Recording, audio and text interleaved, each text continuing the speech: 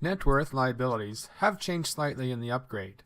It's no longer just limited to liabilities on their own. You'll notice in the summary that we've included a new column called assets.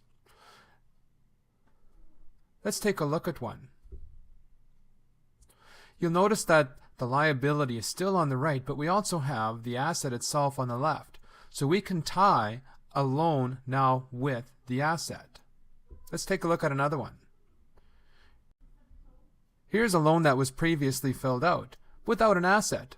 All you have to do is click on asset and the liability will move to the right, and we can now put the asset in.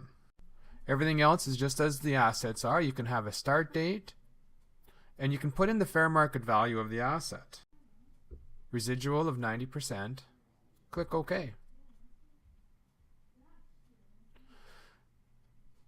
We put in $80,000. Why is it only saying $20,000? Let's take a look. This asset was purchased for $80,000 in the year 2000, and with a 10% depreciation every year, it is now down to worth $20,000. You can change that. The tractor may not have depreciated as much as that. There we go. This loan doesn't have any payments. How come? Let's take a look. Edit payments. $50,000 balance, principal and interest at 3%. Here it is. The loan doesn't start till 2014. Therefore, it's not being shown anything for 2013.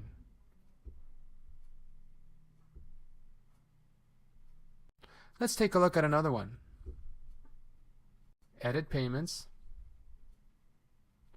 This loan may not have started in 2012. Let's take it back a few years. You'll notice that we now have balances going back to the start date. And so it is now calculating out what the loan would be if the loan was started back then at that balance. Let's do a line of credit. We're not going to have an asset associated with it. Let's have it starting years before. It's just an ongoing line of credit. Edit the payments, but this time what we want to have is interest only. And so if it's a $200,000 line of credit on average, and if the interest rate is at 4%, it's going to calculate out the interest for us automatically. We don't have to do any interest and principal calculations. Click OK. Notice we have a Changes button. That's showing all the changes in the loans that are going on this year. If we go to 2014, it should be gone. The date start does not match buy for liabilities term. Let's take a look. This loan was started in 2013, so it is now inappropriate to be listed as a buy. Let's take it back to keep. There we go.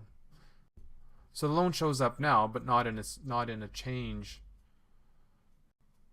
If we take a look at 2014 again, you notice that a lot of these loans are black and some are red. The reason for that is because it is a calculated value. So all we have to do is go in, take a look, make a change on the loan if we know that it is different than that, or just click OK. We've now verified it as being a correct balance.